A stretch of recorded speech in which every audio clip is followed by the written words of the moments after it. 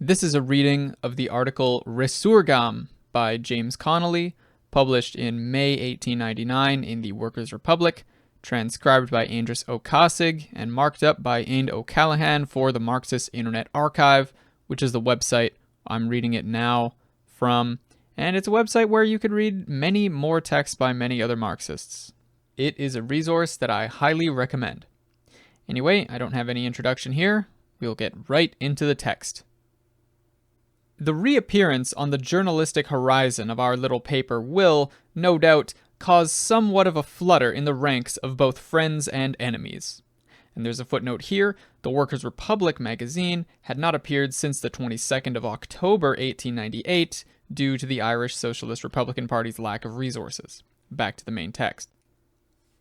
Our previous effort in the same line, all too brief and meteoric as it was, if it sufficed to win for the cause we represent the bitterest hatred of the political tricksters whose treacheries it exposed, also served to win to our side the steadfast adhesion and ungrudging support of fresh hosts of friends.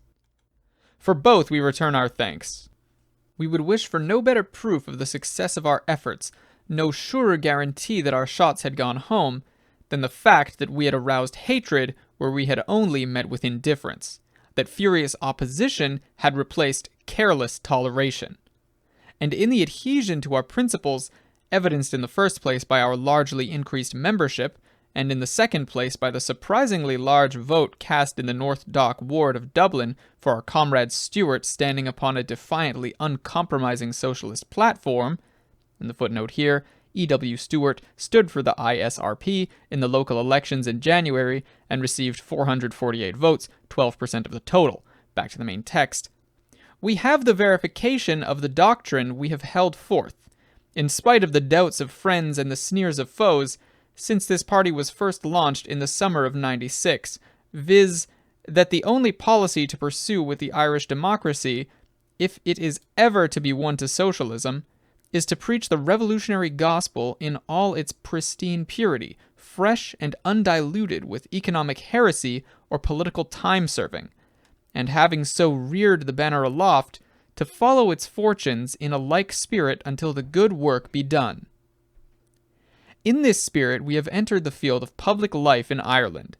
In this spirit the first issues of the Workers' Republic were conceived, and in this spirit the present publication will also be conducted.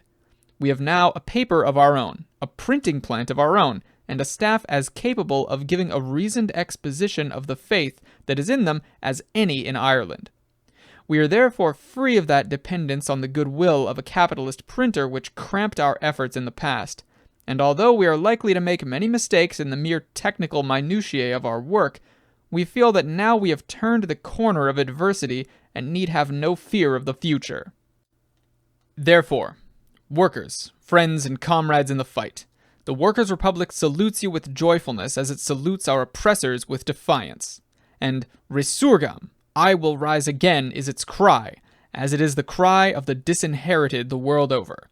Robbed and despoiled as we are, exiles in our own land, wherever that land may be, degraded to the lot of human tools to build another's pride. We of the working class, toiling painfully up the ages from ignorance to knowledge, from superstition to science, from bondage to freedom, crushed into the earth as our fathers have been, we yet proudly take up their burden and, casting aside all thoughts of compromise with the forces of iniquity, we devote ourselves anew to the task of uprooting the last traces of slavery from this old earth of ours. Let the great ones of the world note this cry, the cry of the revolutionary spirit, welling up from the hearts of their rebellious slaves. Resurgam, I will rise again.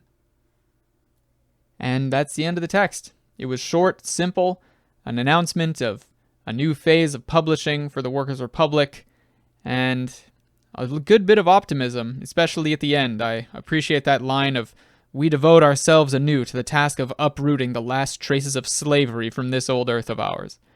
Certainly back then they had realized the same things many people now realize about the problems of the current economic system and the fetters it places on real human development.